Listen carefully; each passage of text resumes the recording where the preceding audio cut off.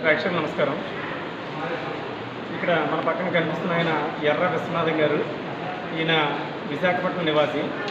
ఈయన ఏంటంటే ప్రత్యేకించి తెలుగు నాణ్యాలను సేకరించడం జరిగింది. ఈ తెలుగు నాణ్యాల వెనక ఒక కథ కూడా మనకి వినబడుతూ ఉంటుంది.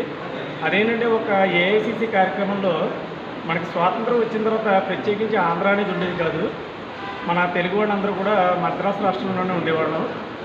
ప్రత్యేక ఆంధ్ర ఉద్యమం గురించి మన భోగరాజు పట్టాభి సీతారామయ్య వీళ్ళందరూ ప్రయత్నిస్తున్న టైంలో సర్దార్ వల్లభాయ్ పటేల్ భోగరాజు పట్టాభి సీతారామయ్య అడిగారు, ఏంటంటే నువ్వు అస్తమానం ఆంధ్ర ఆంధ్ర అంటున్నావు, మీ ఆంధ్ర ఎక్కడుంది, అసలు మీ తెలుగు ఎక్కడుంది, ప్రత్యేకత ఏంటి మీదని అడిగితే వెంటనే ఆయన జేబులో ఉన్న ఒక అనా కాయిన్ తీసి ఆయన దగ్గరికి ఇలా విసిరేటండి.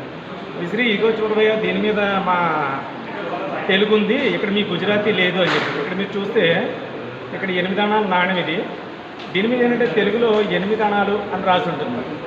అప్పుడు ఆయన పటేల్ చాలా ఆశ్చర్యపోయాడు, నిజమే మన బెంగాలీ లేదు దీని మీద అని చెప్పేసి ఇంకా అప్పటి నుంచి ఆయన ఈ ప్రత్యేక ఆంధ్ర రాష్ట్రం గురించి మాట్లాడడం మానేశారు. అటువంటి గొప్ప డిస్కషన్లో ఉన్నటువంటి నాణ్యాలను మనం ఇప్పుడు చూద్దాం. అలాగే వీరు అనేక తెలుగు నాణ్యాలను సేకరించారు. 1 రూక, 2 రూకలు, 5 రూకలు, ఇంకా ఏమున్నాయి సార్ మీ కలెక్షన్లో? అరవరహాణి, వరహాణి ఇవన్నీ కూడా ఉన్నాయి. కాలు వరహాణి అని చెప్పేసి 40 పైసలు, 20 కాసులు, 10 కాసులు, ఇటువంటి నాణ్యాలు ఉన్నాయి. ఆ నాణ్యాలు వాటి మీద ఉన్న తెలుగు ఒకసారి మనం పరిశీలించుద్దాం. విశ్వనాథ్ గారు ఈ ప్రదర్శనకు కూడా ఎంత చక్కటి పేరు పెట్టారు చూడండి, నాణ్యమైన తెలుగు. ఈ నాణ్యాల్లో ఉన్న ఆ తెలుగు ఏంటో ఇప్పుడు చూద్దాం మనం. ఇవి ఇప్పుడు మనం చూస్తున్నది 1 రూక నాణ్యం అండి ఇది. అలాగే దీని మీద తెలుగులో 1 రూక అని, అలాగే తమిళ్లో పణం అని రాసి ఉంటుంది. దాన్ని మనం ఫనం అంటాం. తమిళంలో పణం అంటే డబ్బు అని చెప్పేసి ఇప్పటికీ వాడుతూ ఉంటారు దాన్ని. దీని మీద చూస్తే చూడండి 2 రూకలు ఎంత క్లియర్గా కనబడుతుంది తెలుగు. డూకి మళ్ళా డావత్తు కూడా ఉంది ఇక్కడ. 2 రూకలు అంటే అప్పట్లో తెలుగు ఈ రకంగా ఉండేది. దీన్ని ఇంగ్లీష్లో డబల్ ఫనం అని చెప్పేసి అంటారు. ఇది 5 రూకల నాణ్యం అంటే 5 ఫనం ఇది. ఇక ఈ కాయిన్ మీద కొంచెం జాగ్రత్తగా మనం చూస్తే కనుక కంపెనీ వారు వేసిన అరడబ్బు అని రాసింది చూడండి. అచ్చమైన తెలుగులో చాలా స్పష్టంగా కనబడుతూ ఉంటుంది మనకి ఇది. అలాగే ఇది కూడా అరడబ్బు నాణ్యమే. అంటే పూర్వం ఒక సామెత కూడా ఉండేది, అదేంటంటే యాగాని ముండకి డబ్బున్నర క్షవరం అనేవారు. అంటే ఇది అందులో అరడబ్బు అనమాట. ఇది డబ్బు అరడబ్బు కలిపితే డబ్బున్నర. ఇది మద్రాస్ ప్రెసిడెన్సీ, అంటే మన పూర్వం ఆంధ్ర కూడా అందులో ఉందని చెప్పుకునేవాళ్ళం కదా. అవి మద్రాస్ ప్రెసిడెన్సీ వేసిన 1 క్యాష్ అంటే 1 కాసు అనమాట. ఇది 1803లో ముద్రించబడింది ఇది. దీని మీద చూస్తే ఇది 5 కాసులు అని చెప్పేసి నాణ్యం మీద ఉంటుంది. అంటే ఇది అన్క్లీన్డ్ కాయిన్స్ కాబట్టి అంత స్పష్టంగా కనబడవు, కానీ దీని మీద తెలుగులో 5 కాసులు అని రాసింది. అలాగే ఇది 10 కాసులు అని చెప్పేసి ఇగో ఇక్కడ మీకు కనబడుతుంది. ఇది 10 కాసులు, ఇది 10 కాసులు నాణ్యం అంటే 10 క్యాష్ అంటారు దీన్ని. ఇది కొంచెం స్పష్టంగా కనబడుతుంది.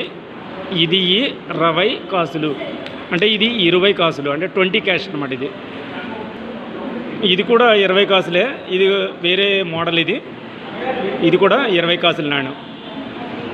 ఇక ఈ కాసుల్లో కొంచెం రేర్ కాయిన్ ఇది 40 కాసులు అని చెప్పేసి ఉంటుంది, అంటే 40 క్యాష్ అని చెప్పేసి అంటారు. ఇది కొంచెం ఈ కాసుల్లో రేర్ అంటే కొంచెం వాల్యూ ఎక్కువ ఉన్న నాణ్యం ఇది. ఈ నాణ్యం చూడండి, దీన్ని 1/4 పగోడా అని అంటారు ఇంగ్లీష్లో. తెలుగులో కాలు వరహాణి అని రాసింది, అంటే 1/4 పగోడా అనమాట. ఇది సిల్వర్లో ముద్రించబడింది. ఇక ఇది చూడండి వరహాణి అని చెప్పేసి స్పష్టమైన తెలుగులో ఉంది. అలాగే పగోడా అంటారు. ఇది బంగారు నాణ్యం ఇది. ఇక ఇది చూస్తే కనుక 8 అణాలండి. దీని మీద తెలుగులో 8 అణాలని కనబడుతుంది. అలాగే ఇక్కడ 4 అణాలు, అలాగే 2 అణాలు, 1 అణ. వీటన్నిటి మీద కూడా తెలుగు చాలా స్పష్టంగా కనబడుతుంది. అంటే 8 అణాలంటే ఇది ₹10 అనమాట.